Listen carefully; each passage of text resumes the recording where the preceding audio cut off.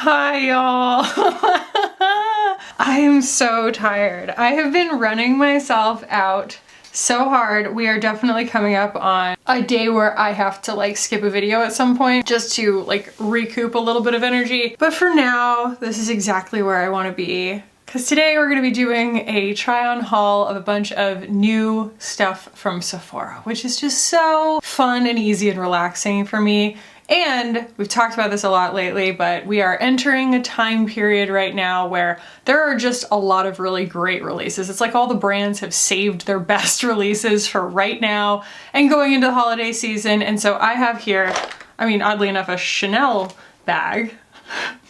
But it's full of a bunch of really cool stuff from Sephora that we're gonna be putting on my face today. So let's go ahead and jump in. Now, is the first thing from Sephora? No, it's not. I just wanna use this today. So I got this from Auric on a gifting, you know, on like their PR list or whatever now, which is amazing. So I'm very, very grateful to have the Glow Lust now in Morganite. Morganite is the lightest shade and it didn't exist when I made my first order from Auric years ago. This is a much better match for my skin. It has a beautiful kind of neutral base to it instead of a more warm gold. And it only takes one pump, which I think because the gold one, selenite, it's not even gold, it's just more golden. I felt like I needed to use more of it because it was more contrasty against my skin, and so I ended up with like a lot slippier of a base when I used it. This has completely changed my experience interacting with the Glow Lust because one pump does a perfectly good job without getting sludgy. I was just very under the impression that that was a very sludgy product for me before, and it's because I was using too much because the color was wrong. So that's that. I mean, goodness gracious, right? We are getting Tin Man from it, but that's kind of the point. You don't have to use as much as I did, and I think it's a really, really beautiful base for what we're about to go in with. Plus, it was really fast. So this is what we're gonna be starting with properly from my Sephora haul. All of this stuff I bought myself with the exception of we're gonna be using the Tower 28 concealers again today because they're new at Sephora, so why not? This is totally new to me. This is the Fenty Eavesdrop Stick, the Blur and Smooth Tint Stick. And I went ahead and got this in the shade 2, which is my shade in the original Eavesdrop, which I really, really like. So I will do my little spiel on the Eavesdrop while I put this on, but I originally saw this on Amanda's channel and I think I saw Teresa use it also from Teresa's Dead. They both really liked it. So my spiel is that the original Eavesdrop has a really beautiful finish and it's one of the rare satin finish, natural finish kind of skin tints out there. And I can get away with wearing it, but not every day because it slowly dries my skin out. It took me a while to figure that out. So that's why you don't see it on my channel that often, is because I would rather slowly be building hydration into my skin rather than slowly depleting it.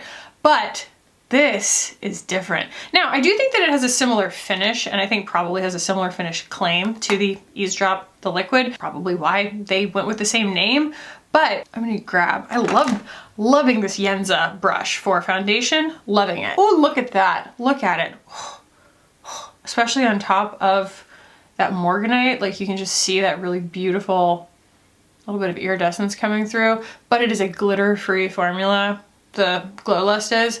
Can you tell I'm a little dead behind the eyes today, y'all? I did actually get a full night's sleep last night, but on the Eavesdrop, first of all, the shade is great. It's a really, really good shade, but also it's just different. It's so slippy. I love how slippy it is. It feels more hydrating because it's very like, I'm not sure whether it's oily or silicone-y, but it's just got this really beautiful lightweight slip to it.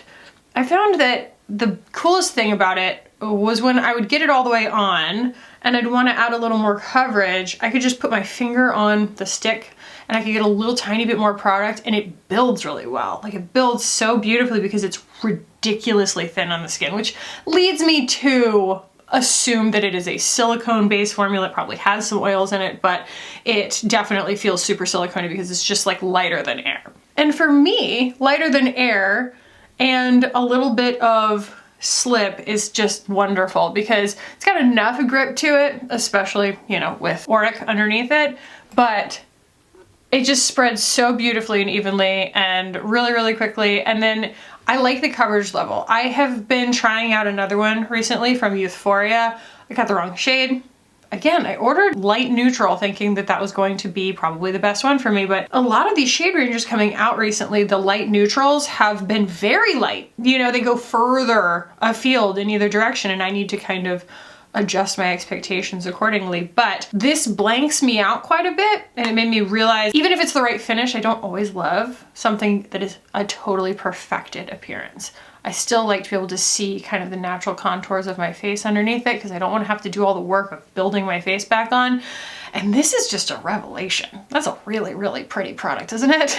It just looks really nice. And even without the Glow Lust on underneath it, it looks really nice. So we are still ending up with some kind of like deep sockets and things like that. So I will use this as an opportunity to demonstrate what I was talking about. So I'm literally just touching it. It kind of melts on contact. It's, you know, substantial. It's not like it's just, you know, everywhere, but it does have like this nice softness when you touch it. Silicone-y melt on your finger kind of softness. And I can use that to, you know, build a little more coverage in some spots. This, y'all, I mean, granted, that didn't completely cover, but that's because this thing was so freaking serious. This was last night. I just had noticed that like this had come up in a whole round of retinol purging, and all of the stuff that was kind of in its purge cohort, as it were, healed, you know? It was like, okay, they're all finished. Why are you still here? What are you doing? Get out. And I had noticed that it had calmed down. It was no longer irritated, but it was still raised. And as I touched it, I found that it was like a ball under there. And I was like, okay, like what do I do? And so I took my little extractor tool. I won't be too graphic here, but yeah, I just ran the extractor tool over it, and literally like a very, I'm not even sure it was a keratosis. It was almost like a milia in the way that it was just a round, like the core of a cyst. Like it just went bloop, and I was like, huh. Wow, she's full of secrets, you know what I mean? Like that's just how I feel about my skin right now as I'm watching this retinol purge happen. It's like my skin is full of secrets and the retinol is just like calling them out into the light. Isn't that insane? So this is not going to be my concealer step. I just wanted to show y'all that this does have the ability to build, although my nails are too long. My nails are too long. My nails are officially too long, and they are getting makeup caught in them and then redepositing it in strange ways on my face, so smooth that out best I can. I just want y'all to know. That might look a little bit, just a little bit glowy on camera, but I promise you, it's just one of those things that looks a little wild on camera and absolutely amazing in person. The combination there. And light, oh, it's so light. Just such a really good combo. And I was shade 2 in the original Eavesdrop, and this one is true to form. You know, true to form honestly to the entire Fenty line, which is to say that they do a great job with shade ranges. They just do.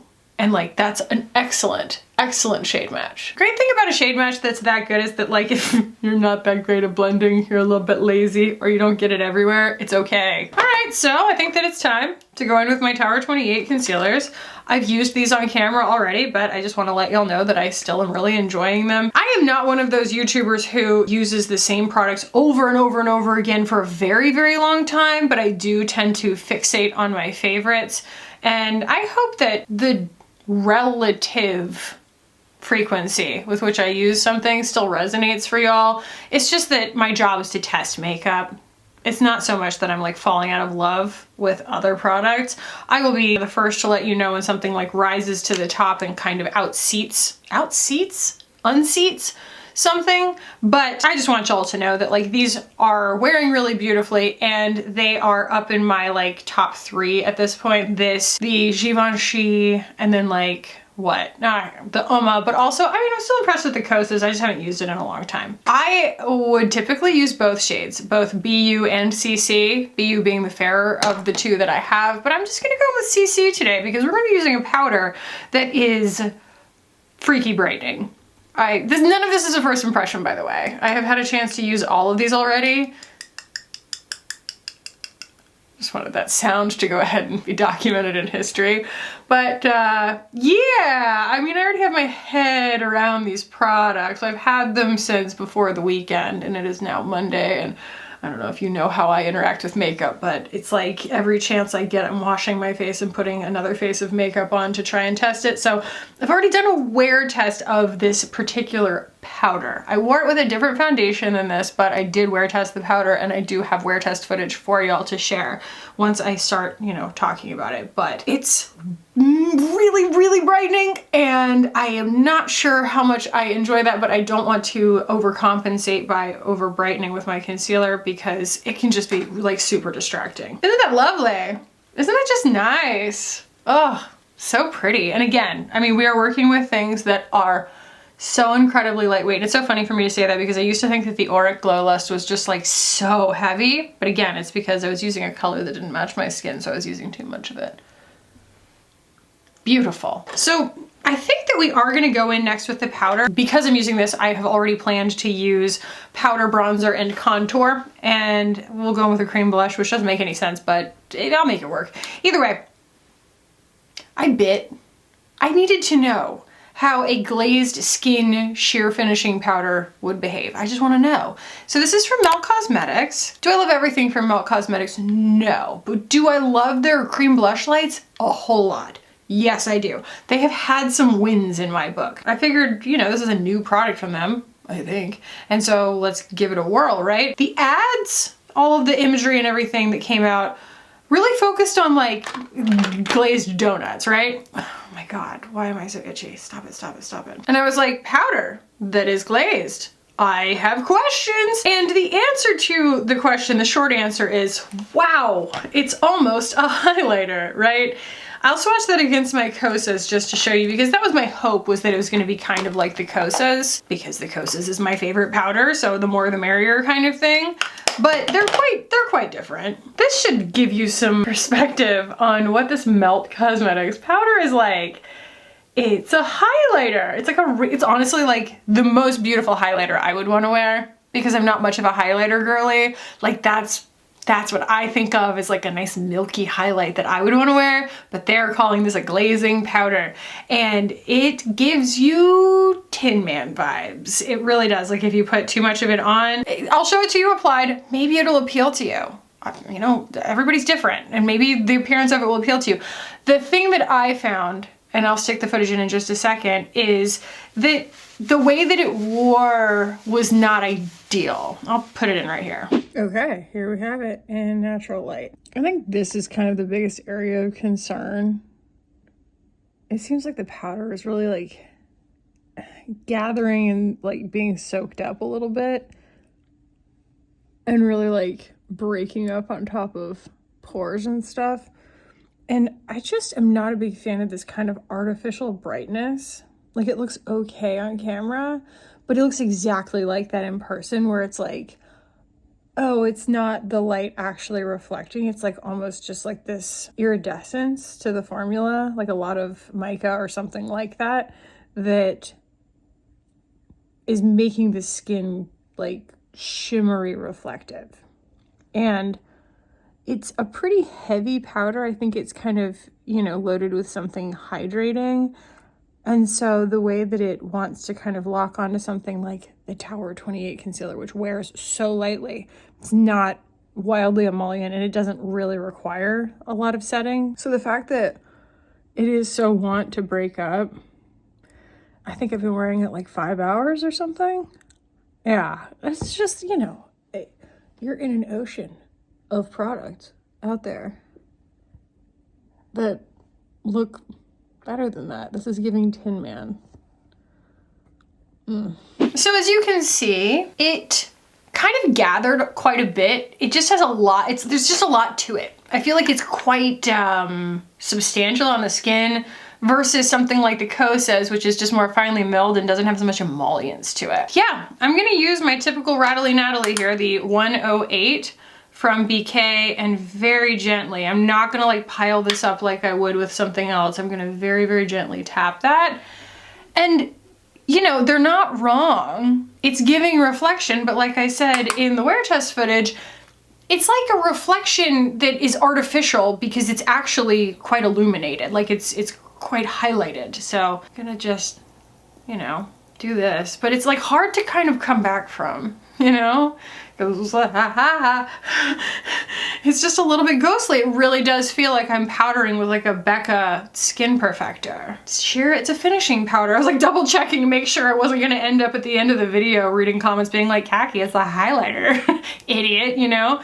So yeah, I'll grab a little bit of it on a bigger brush, and I'm just gonna powder where I would normally powder so that you can just see the result of it. But you catch this in the wrong light and you are Tin Man. Tin Man, Tin Man. And I was not wearing the Glow Lust in the face of makeup that you saw the wear test footage from. So it was not contributing to the shimmery effect. So yeah, my initial impressions of that are that it's just probably not for me, although I will probably get use out of it just in the sense that it is an effective highlighter. It's a very pretty highlighter.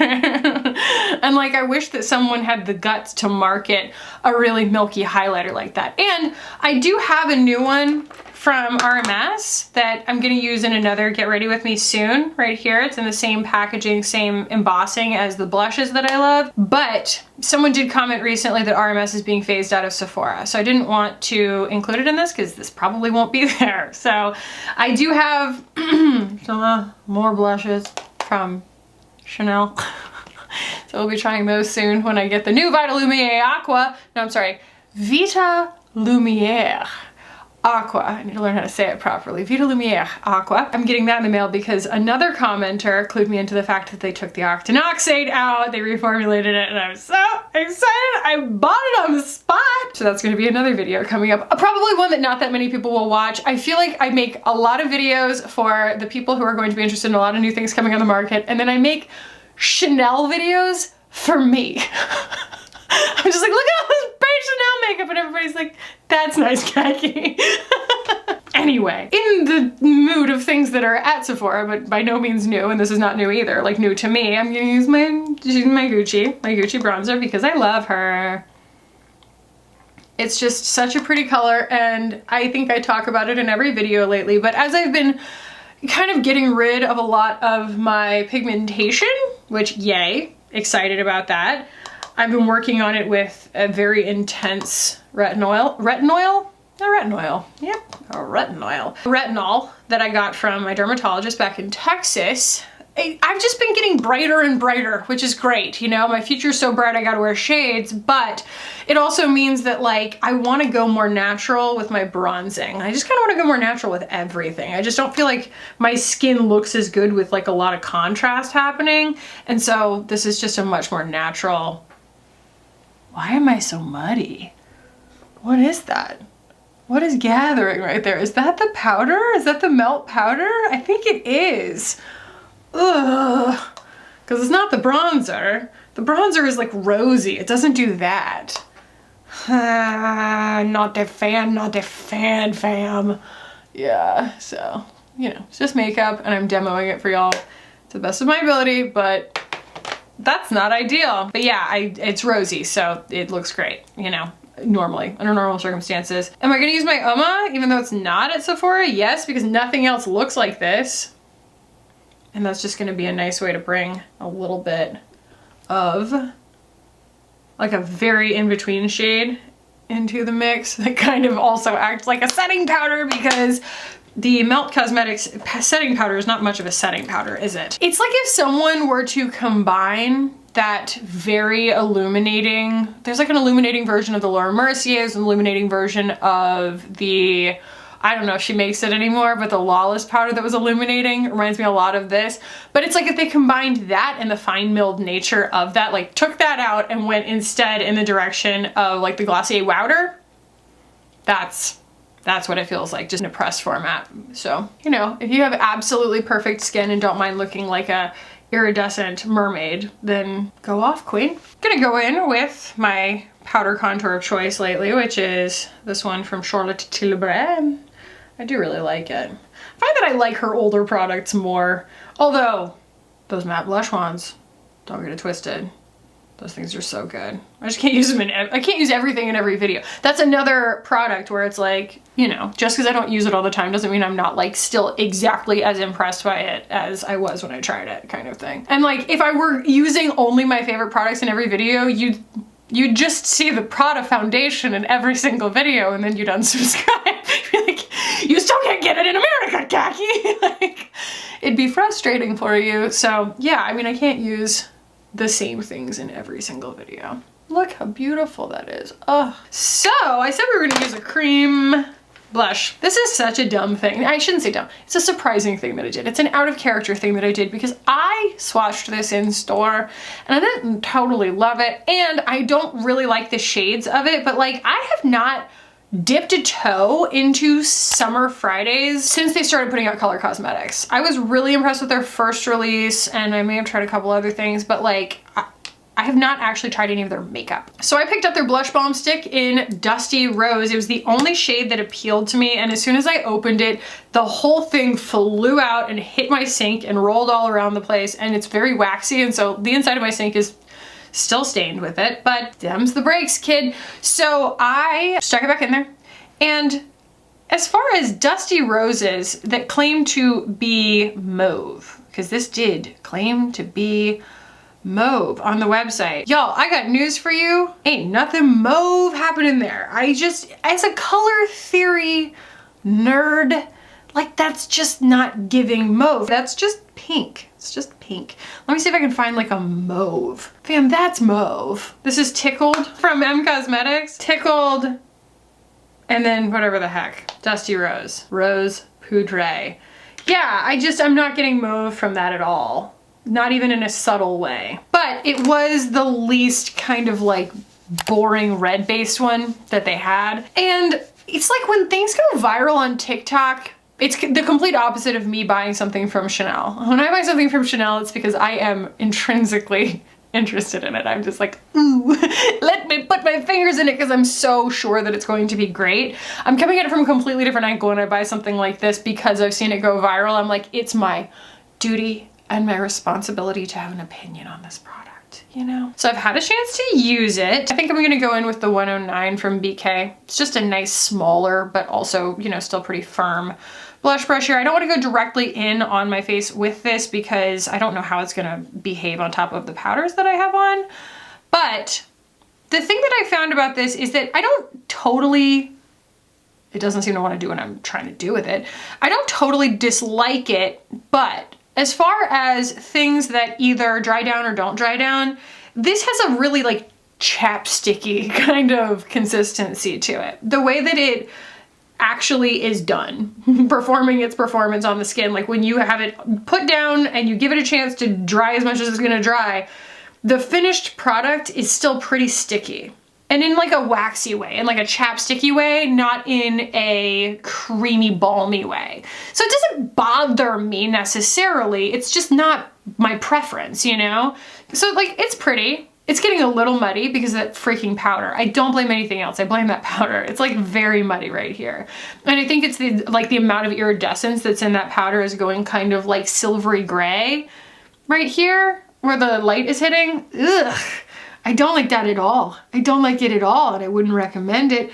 But it's not that I wouldn't recommend this product. It's fine. I think that a lot of people would really enjoy it, and I kind of feel like it's a good consistency probably for people who want dewy cheeks, but who have combo to oily skin. It's not matte. And I think that that's a lot of what's marketed to people who have combo and oily skin is that it's like, okay, well, if you want to use a cream, it needs to be like this silicone-y hybrid that's going to go matte on your skin because oil control, you know? Not necessarily. You just want something that stays put and that the color doesn't just absorb into your skin. So like, while this isn't my favorite finish, I do feel like it's gonna be a more accommodating finish for a person who has combo to oily skin. And I don't hate it. I don't hate it. I just don't really see the big deal. You know, I always say like something should be good regardless of the price, but when we're talking about hype, I feel like that does set my expectations. It's like, am I coming in cold and I just get to make a decision on this product, or am I buying it because everybody seems to be having a love affair with it? Because that's gonna change the differential between expectation and reality. So the fact that this comes in so wildly hyped, I have to say, it's good for something that I'd be coming in cold on. even if it is a little sticky chapsticky, but like it's definitely not worth like the just wild hype that it's getting, especially because the colors are so boring. And that's coming from someone who has, thank you very much, feather in my cap, I have formulated some blush colors and I might be going in to formulate some more this week. I am. The fact that they are all these kind of like pink based, red based colors, you know, there's no like really committed things one way or the other. It just kind of gives one customer to me, but it's pretty. It is pretty. So tell me about, and I know Beauty Guru Chatter loves, and by loves I mean hates, when I talk about astrology. They will glom onto anything that they want to hate about me. It's pretty funny, but let's talk about astrology for a second. So Mercury just went retrograde and Venus has been retrograde and goes direct on the 3rd on Sunday. And then we have Uranus going retrograde the day that this comes out. We're gonna have 7 planets in retrograde. It's whatever. But I wanna know what's been happening with y'all since Mercury went retrograde last week, because my life has been bat guano. It has been absolutely insane. And then I got this voice memo from Tom being like, Khaki, you know, I deserve a treat. I deserve a treat. And wanting the mauve blush that I got from Chanel, right? They waited until the end of the day to buy it, and then they sent me this frantic voice memo being like, I just went to battle.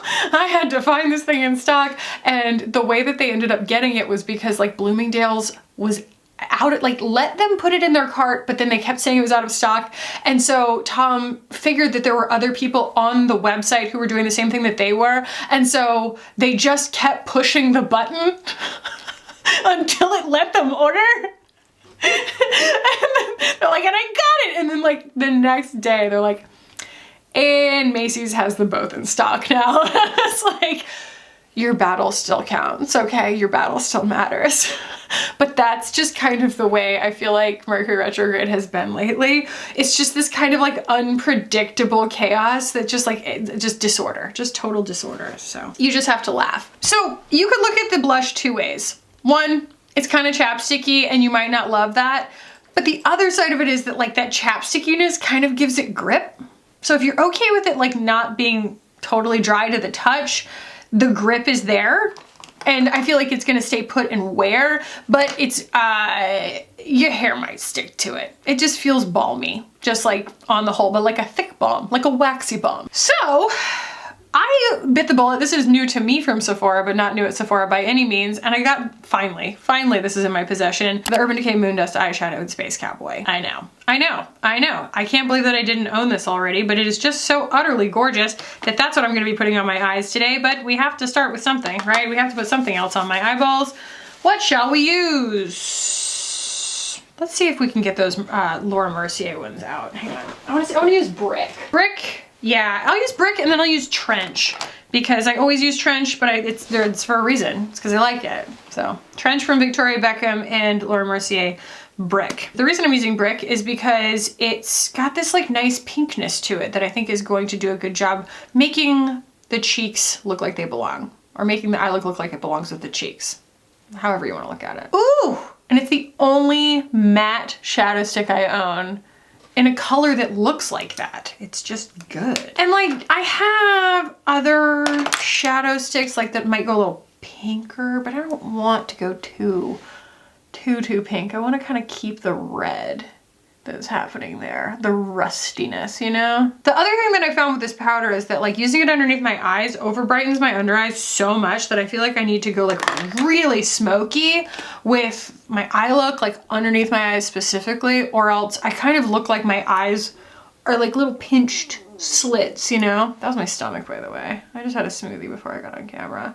I'm telling you, like I have been at an engagement all day that I was not able to leave. When I did get home, it was like 2 p.m. And that was the first time, well, no, I ate breakfast, but the first time I've gotten to eat since like 8 a.m. So I was hungry.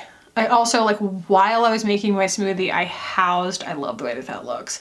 I housed an entire bag of chocolate covered freeze-dried strawberries That's an expensive habit, because like you eat the whole bag every time you open one. There just aren't that many in there, but they're so stinking good, and you're like convincing yourself that it's a good for you thing because you're like, strawberries! It's like 90% chocolate. It's a great idea. There's this video of my friend's kid where, for whatever reasons, she's just doing these positive affirmations, and it's like, this is from like, I don't know, 2 Christmases ago or something, and her daughter is going, it's okay, it's all right, it's fine, it's a really good idea. And now Simon, like ever since then, he's been doing that, and it cracks me up. He'll just be like in the back seat and he'll just be like, it's fine, it's a really good idea. And I'm like, I don't know if my friend knows that like Simon has watched a video of her daughter do that so much that he like quotes it randomly in the car. Ah, it's so pretty. I'm so glad I got this. You know, I've been watching Amanda Z, my friend Amanda, my love, do videos over the years of her favorite wet look eyeshadows, and this is like always #1, and for whatever reason it was just like never something again that like found its way into my possession, and I was like, all right, fine, I'll do it. It's like no matter how much of this you put on, it's always just gonna look kind of like translucent and gorgeous, and it does have a little bit of pigment, like backing pigment to it that's, you know, beige enough that it shows up in the pan, but like it's just kind of like a little darker than my skin tone. It's just like a rosiness that adds, I don't know, it's kind of that like sick beigey pink that I love that makes me look a little bit like vaguely threatening. And I'm into that. I think I want a little more brick, just a little bit. I feel like it kind of all blended together because of like what was underneath it. So I want a little bit more of like an isolated amount there, and then we'll go on with eyeliner. For the record, I don't know where my little brush that I usually use for cream shadows is. It's a flat brush, but this works just fine.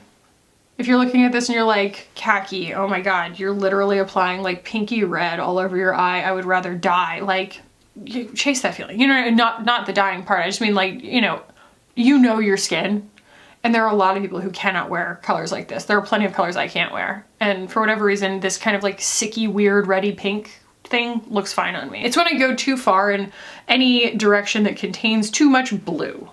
A blue gray, a blue purple, a blue green, game over. It's just game over.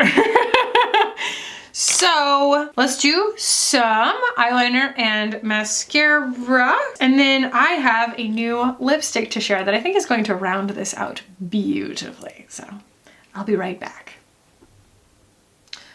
Copper eyeliner? I stink so.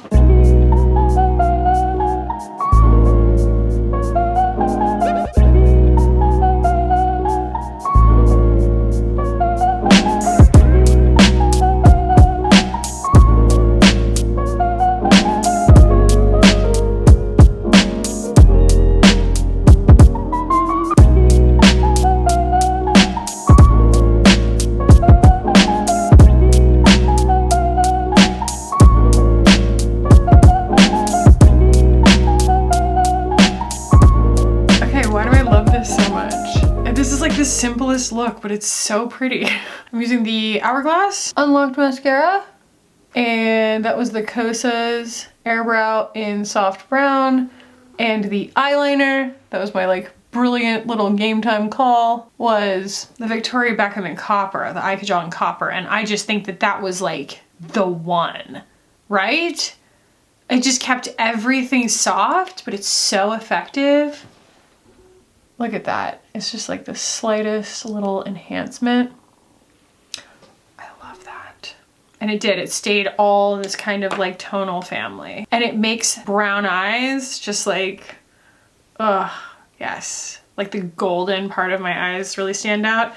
So this is really funny actually, because I took this order with me to lunch when I met up with Steph while she was in town. So Steph is from very close to, Beauty Unhyped is from very close to where I live. So like she grew up really close to here. So she was back in town and we met up for lunch, and I brought my Chanel stuff so that she could touch it and swatch it. And I brought my Sephora order, which also included a travel size of father figure from Fleur because I cannot live without it. So anyway, as I was like showing her all this stuff, the one thing that I neglected to mention, I didn't even see it until I got home, and she's such a lipstick queen, especially a YSL lipstick queen, that I was like, look what else I found in my order. And she was like, oh my God. I was like, I know. Like I bought it, but I forgot that I bought it. So this is, I think, a new formula, or at least like it's being re-released. I'm not sure, but this is the Rouge Pure Couture lipstick. And I got it in the shade N1, which is like, I think it's called like beige something. I'm not sure, but it's beautiful. Oh my word. Look at that color. Look at it. Yeah. I mean, sticking with what we know, right? I'm gonna take a little bit of that Melt Cosmetics powder because it is so highlighty, and I'm going to use it to highlight my inner corner because that actually makes sense in this context. It's incredibly effective at that. You can use it up here too. Nice blend and blur moment.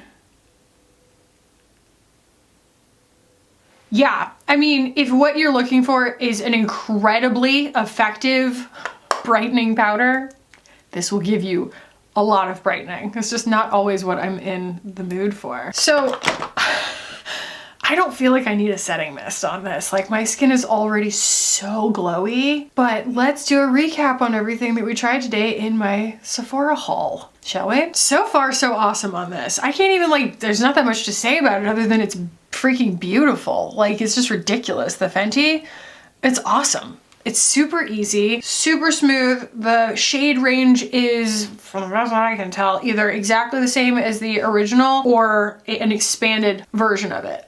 You know, so you're not missing out on anything from the original range. And 2 works flawlessly for me as it did in the original.